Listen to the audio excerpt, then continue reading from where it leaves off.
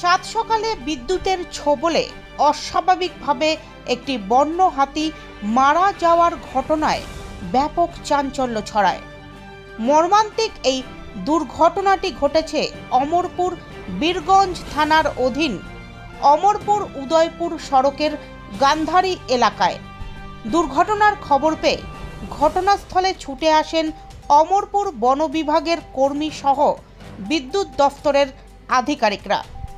প্রাথমিক ধারণা অনুযায়ী অনুমান করা হচ্ছে উচ্চ ক্ষমতা সম্পন্ন বিদ্যুতের তারের সংস্পর্শে এসেই হাতিটি মারা গিয়েছে।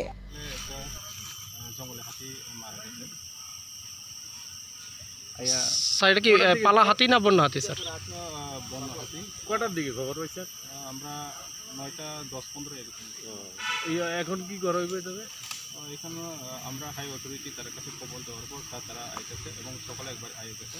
তখন বিভিন্ন সিস্টেম আছে, যে ডিপার্টমেন্টে যেটা রুল আছে এই রুল অনুযায়ী আমরা এইগুলি এখানে করি। স্যার প্রাথমিক ধারণা অনুযায়ী মানে কিভাবে মারা গেছে?